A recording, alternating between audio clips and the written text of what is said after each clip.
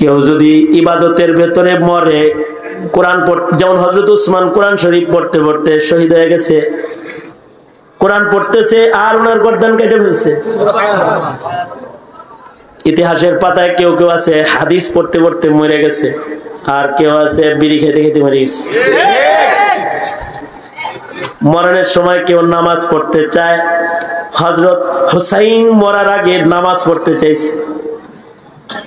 কেউ মরার আগে ইবাদত করতে চায়, গোসল করতে চায়, নামাজ পড়তে চায়। আর কেউ আছে আমাদের বাংলাদেশে একজন মরার আগে ফাঁসি হইব, এর আগে কয় বিড়ি খাম। কেউ মরার আগে কোরআন পড়ে, কেউ মরার আগে হাদিস পড়ে।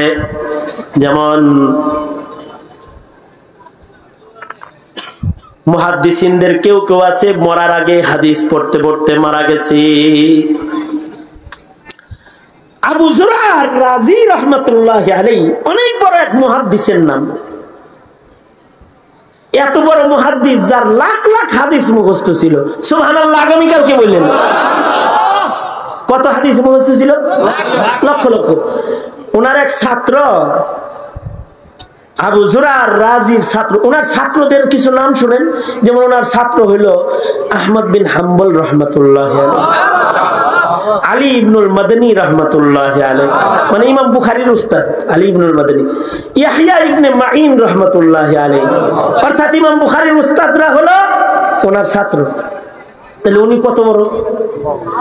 ওনার এক ছাত্র হাদিস মুখস্থ করে, হাদিস মুখস্থ করতে যায় খালি ঘরের ভিতরে পড়তেছে আনাবি জুরা আনাবি জুরা আনাবি জুরা আনাবি জুরা, খালি ওনার নাম কয়। খালি বউ খেপে গেছে, বউ কয় ঘর করে আমার লগের নাম কয় আর একজনের, হ্যাঁ তুমি কার নাম কও খালি কতক্ষণ পর পর, আমার নাম তো একবারও কও না। তো উনি কয় বিবিরে কয় আমি আমার উস্তাদের নাম বলি। কয় উস্তাদের নাম এত বলতে হয়? তো যখন আক্রমণ করছে উস্তাদের উপরে আক্রমণ করলে কিন্তু ছাত্র খেপে যায়। যদি ছাত্র আদর্শ ছাত্র হয়, আর যদি বেয়াদব ছাত্র হয় তাহলে ছাত্র উস্তাদরে আক্রমণ করে ফেলে। উস্তাদের উপরে আক্রমণ করলে ছাত্র রাইগা যায়। ছাত্র রাইগে গেছে, হ্যাঁ আমার উস্তাদের নাম বলা যাইব না, মানে তাহলে কি তোমার নাম কম নাকি? আমার উস্তাদের নাম ডেলি 1 লাখ বার বলা যাইব, কারণ আমার উস্তাদের 1 লক্ষ হাদিস মুখস্থ আছে। 1 লাখ হাদিস মুখস্থ আছে, 1 লাখ হাদিস বাড়ির কাছের কথা। তো এই কথা বলতেই ছাত্র বলে কি, ঠিক আছে কথাটা শুনেন, আশ্চর্য একটা কথা, ঠিক আছে আমার উস্তাদের যদি 1 লাখ হাদিস মুখস্থ সনদ সহ না থাকে তাইলে তুমি 3 তালাক দেন। তালাকটারে পেঁচ লাগাইছে কোন জায়গায়? তালাকটারে পেঁচ লাগাইছে হইলো যে আমার উস্তাদের ইলমের উপরে তালাক পেঁচ লাগাইছে। তার মানে আমার উস্তাদের 1 লাখ হাদিস মুখস্থ না থাকলে তুমি 3 তালাক। রাগে তো কইছে এই কথা, পরে যখন মাথা ঠান্ডা হয়েছে তখন চিন্তা করতেছে কি জানি যদি না থাকে তাই তো আমার বউ আর আইছে। পরে চিন্তা করতেছে আর কি। এবার মাথা ঠান্ডা হইলে এবার জামাই বউ দুজন মিলা আবু যুরআ রাজি রাহমাতুল্লাহি আলাইহির কাছে গেছে। যায় কয় উস্তাদ মাথা গরম হয়েছিল, বড় বউরে কইছি যে আপনার যদি 1 লাখ হাদিস মুখস্থ না থাকে তাহলে বউ 3 তালাক। আসলে কি আপনার 1 লাখ মুখস্থ আছে না আমার বউটা গেছে? তো ইমাম আবু যুরআ রাজি বলে যাও নিশ্চিন্ত মনে জামাই বউ ঘর সংসার করতে থাকো খুশি মনে, কারণ তোমার উস্তাদের 1 লক্ষ হাদিস নয় 6 লক্ষ হাদিস সনদ সহ মুখস্থ আছে। যার 6 লাখ হাদিস সনদ সহ মুখস্থ আছে সে তো মরার সময় হাদিস পড়বেই, ঠিক। যার 30 পারা কোরআন মুখস্থ আছে সে তো মরার সময় কোরআন পড়বেই। আর তোমার হলো হিন্দি গান মুখস্থ আছে, তো মরার সময় হিন্দি গান তো তুমি পড়বেই। কারোর জিকির মুখস্থ আছে সে তো মরার সময় কালেমা পড়বেই। আবু যুরআ রাজি রাহমাতুল্লাহ আলাইহি যখন সাকারাত শুরু হয়ে গেল, মরণ শুরু হয়ে গেছে যখন, তখন ওনার ছাত্ররা সবাই চতুর্দিক দিয়ে বসে হাদিস পড়বার লাগছে। মরণ যদি এমন হয় তাহলে ভালো মরণ। হাদিস পড়তেছে, উস্তাদের লগে কথা কইতে সাহস পাইতেছে না, কারণ সাকারাত চলতেছে।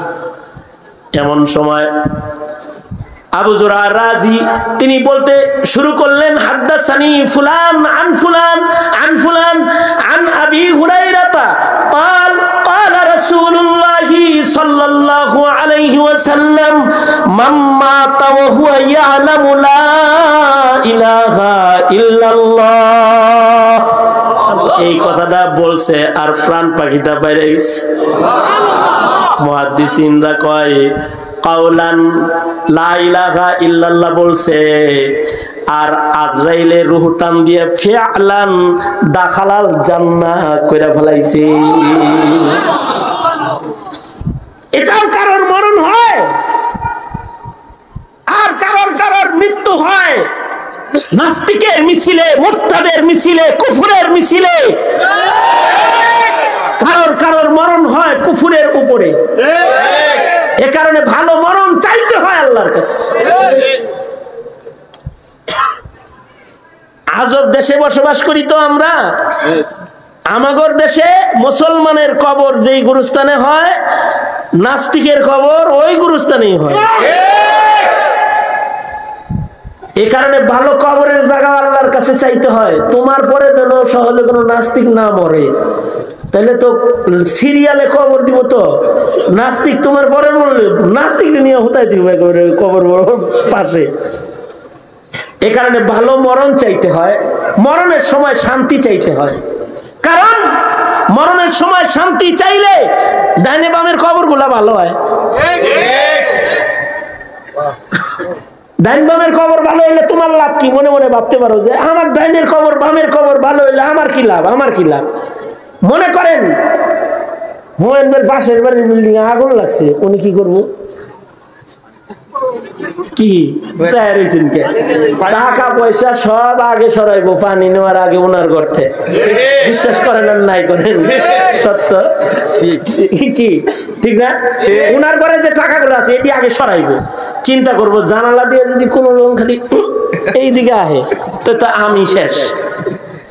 পাশের ঘরে আগুন লাগলে যেমন পাশের বাড়িওয়ালার নিরাপত্তা নষ্ট হয়ে যায়, কারোর কবর যদি নাস্তিকের মুরতাদের কবরের মাঝখানে হয়ে যায়, ওর কবরের জিন্দেগির নিরাপত্তা উঠে যায়।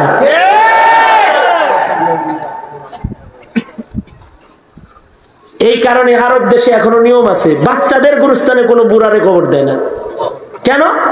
বাচ্চার তো কোনো গুনাহ নাই, ওর কবর হলো জান্নাত।